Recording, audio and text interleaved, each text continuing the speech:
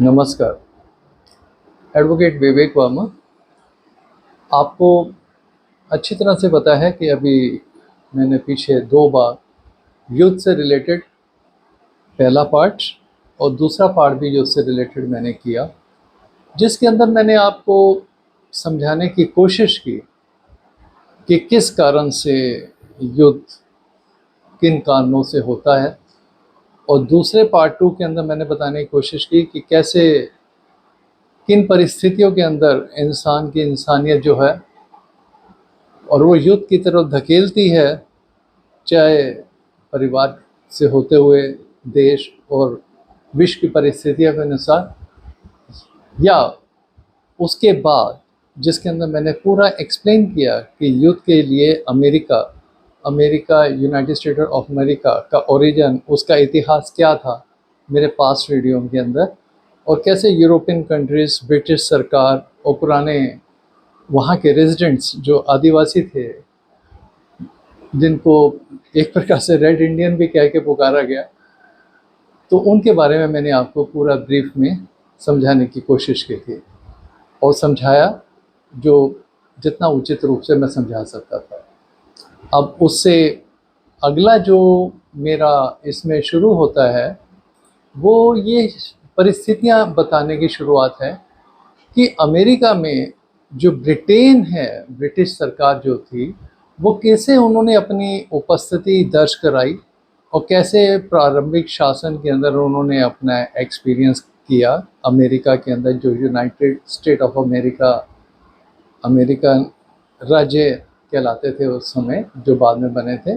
और साथ ही साथ में ब्रिटिश का कैसे फर्दर एक्सपेंशन हुआ ऑस्ट्रेलिया की तरफ, ख़ास तौर से उन लोगों के लिए जो लोग आपके वहाँ पे सजा याफ्ता थे, चाहे पॉलिटिकल रूप में, चाहे प्रॉपर्टीज़ के डिस्प्यूट के रूप में, हेराफेरी के रूप में, छोटी मोटी गड़बड़ियों के रूप में, जो उन्होंने एक प्रकार से क्रिमिनल रूप से अटेम्प्ट की, जो वहाँ पे उस समय, जिस समय अमेरिका के अंदर और ऑस्ट्रेलिया के अंदर उनको भेजा गया, तो वो कारण क्या थे? उस समय वो काफ़ी बड़ी सज़ाएं होती थी और उनको दास बना करके, बेच करके एक प्रकार से भेजा गया था काम करवाने के लिए।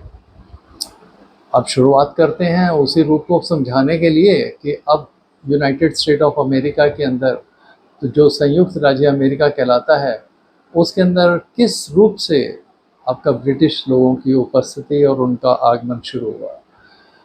तो आज जो वर्तमान संयुक्त राज्य अमेरिका के रूप में ज्ञात क्षेत्र में ब्रिटिश उपस्थिति का इतिहास यूरोपीय उपनिवेश विस्तार के व्यापक संदर्भ में समझा जाता है, उसको मैं उस रूप में बता रहा हूँ जो तथ्यात्मक आधार के तौर पर है ब्रिटिश आगमन का और शासन व्यवस्था का उस समय उन पर क्या प्रभाव पड़ा, अमेरिका के नामकरण तथा ऑस्ट्रेलिया में दंड कॉलोनी की स्थापना का विश्लेषण कैसे उसे प्रस्तुत किया गया, ताकि आप लोगों को समझ में आए कि अमेरिकन जो हैं, जो वहाँ पे 60 से 65% जो मैंने अपने पार्ट 2 में भी बताए थे लोग थे, यूरोपियन और ब्रिटिश को मिला करके, उनका किस रूप से विकास वहाँ के पुराने निवासियों के साथ हुआ और अफ्रीकन्स के साथ हुआ।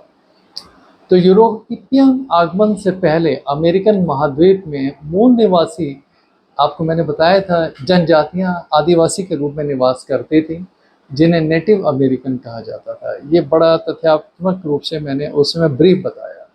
वो जिस ढंग से भी शासन उस समय करते थे, पॉलिटिकल रूप में, इकोनॉमिक रूप में, वो अपने हिसाब से सांस्कृतिक, सामाजिक, आर्थिक संरचनाओं से युक्त थे, जितना बेस्ट वो कर सकते थे। जो इस नई दुनिया के अंदर अवधारणा स्थापित हुई कि 15वीं शताब्दी के अंत में जब यूरोपीय खोजकर्ता अमेरिका पहुंचे थे, तो उन्होंने उसे न्यू वर्ल्ड कहा था। अमेरिका का नाम इतालवी खोजकर्ता अमेरिगो वेस्पुची के नाम पर रखा गया था, जो मैंने अपने पिछले पार्ट 2 में भी आप लोगों को बताया था। और ब्रिटिश जो उपनिवेशों की जो स्थापना शुरू हुई थी वो सन 1607 ईस्वी के आसपास। उसमें वर्जीनिया के जेम्स टाउन में पहला स्थायी अंग्रेजी उपनिवेश स्थापित हुआ था। इसके बाद पूर्वी तट पर कई उपनिवेश स्थापित हुए जिन्हें सामूहिक रूप से 13 कॉलोनियां कहा गया। ये पुराने ज़माने की उस समय की बातचीत है जो मैं आपको बताने की कोशिश कर रहा हूँ। तो उस समय प्रवासन हुआ कैसे था, कैसी प्रकृति थी लोगों की, कि अमेरिका में आने वाले ब्रिटिश लोगों में किसान भी थे, व्यापारी भी थे, धार्मिक समूह और बंधुआ मजदूर और अपराधी शामिल थे, जिसमें मैंने शुरुआत में इस पार्ट 3 में बताने की कोशिश की है कि कैसे ब्रिटिश लोगों को जो अपराधी थे उनको ऐसा ऐसा पहले भेजा गया अमेरिका की तरफ, और बाद में जब वहाँ से मना कर दिया गया कि अब हम इनको अब स्वीकार नहीं करेंगे, तो फिर उनको ऑस्ट्रेलिया में उनका प्रवासन किया गया। तो प्रत्येक वर्ग के आगमन के पीछे अलग अलग कारण थे, जिसके अंदर 17वीं और 18वीं शताब्दी में लगभग 50,000 से लेके लगभग 1,20,000 ब्रिटिश अपराधियों को अमेरिका में भेजा गया था। यह दंड व्यवस्था और श्रम आपूर्ति का एक महत्वपूर्ण साधन था, जो कि बहुत ज़रूरी था उस समय ब्रिटिश लोगों के लिए। और उपनिवेश का शासन ब्रिटिश क्राउन के अधीन था उस समय। प्रत्येक कॉलोनी में गवर्नर होते थे, परिषद होती थी, निर्वाचित सभा होती थी, और साथ साथ में अंतिम अधिकार ब्रिटिश सांसद और राजा के पास ही होता था। ये आप अच्छी तरह से जानते हैं कि जब ब्रिटिश लोग राज करते थे हिंदुस्तान के ऊपर भी, तब भी ब्रिटिश शासक ब्रिटेन से हिंदुस्तान को कंट्रोल करते थे। अब ऑस्ट्रेलिया में दंड कॉलोनी किस रूप से बनाई गई कि अमेरिका की स्वतंत्रता के बाद जब वहाँ पे 1788 के आसपास ये जब स्थापना हुई थी, तो इन्होंने वहाँ पे मना कर दिया कि हम इनको एक्सेप्ट नहीं करेंगे। तो इन्होंने पहला जहाज ऑस्ट्रेलिया भेजा दंड कॉलोनी के रूप में वहाँ ऑस्ट्रेलिया में स्थापना के लिए। तो इससे निष्कर्ष यह निकलता है कि अमेरिका में ब्रिटिश उपस्थिति ने विश्व इतिहास को गहराई से प्रभावित किया है।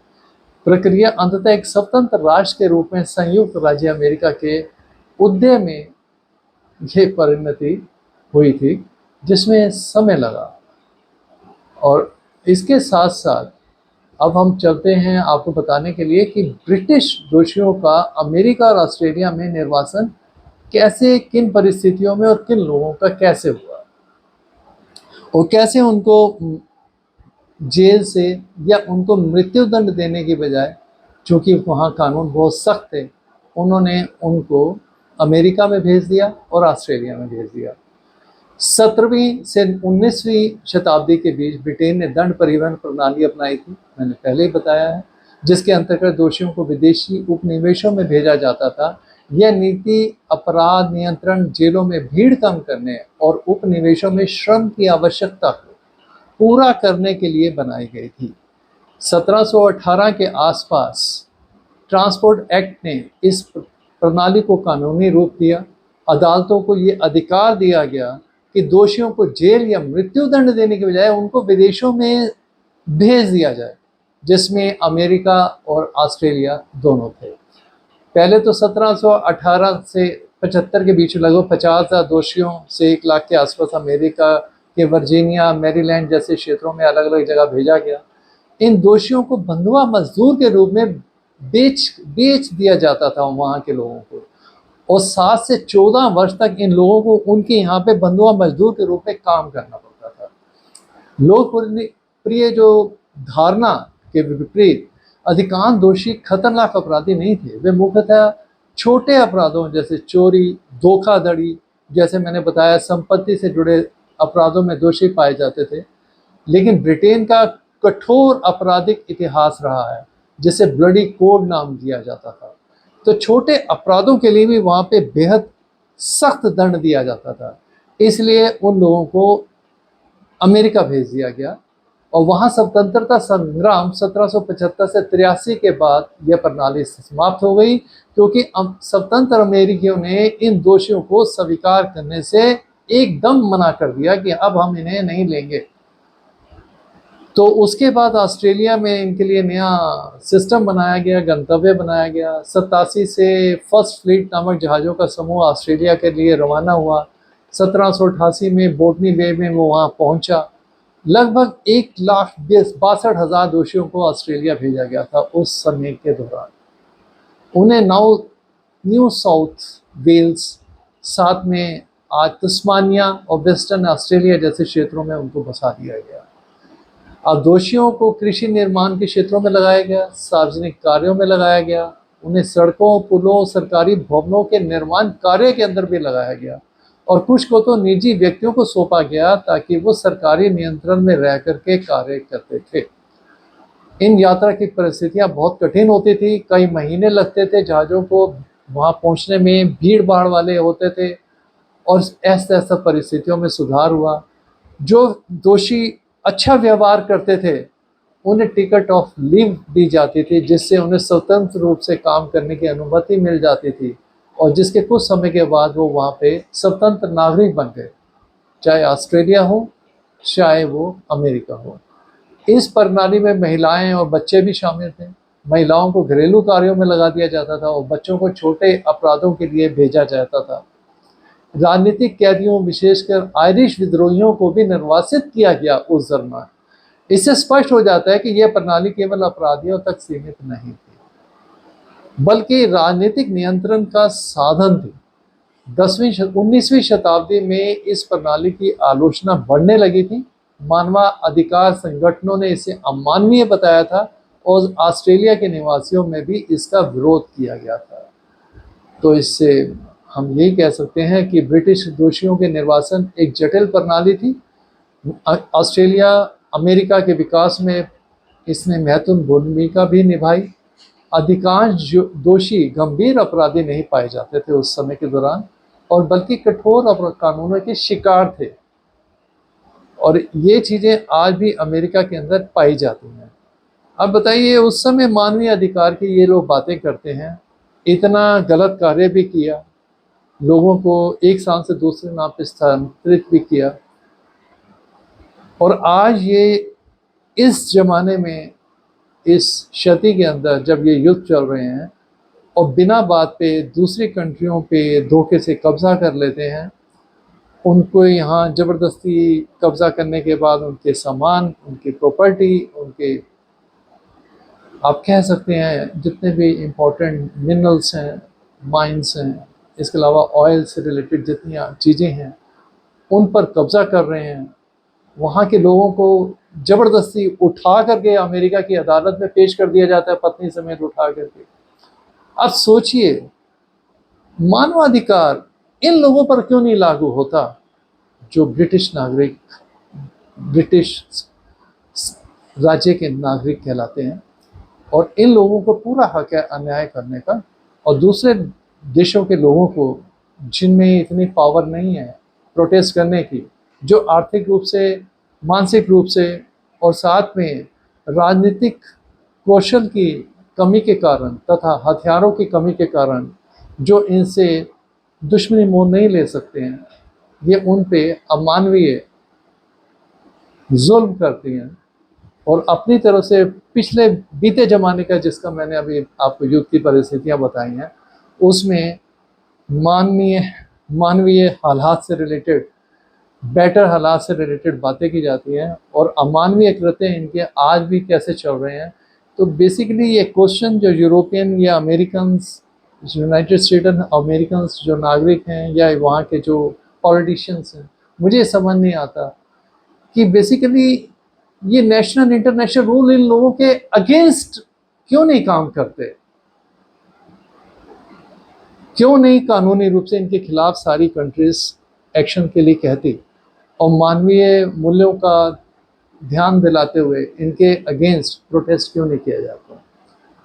अब जो थर्ड स्टेज है वॉर से रिलेटेड, और उसका इकोनॉमी पे कैसे असर पड़ा, और उसको पेट्रो डॉलर के अंदर कैसे कहलाया जाता है, मैं अपने नेक्स्ट वीडियो के अंदर आपको समझाने की कोशिश करूँगा। धन्यवाद।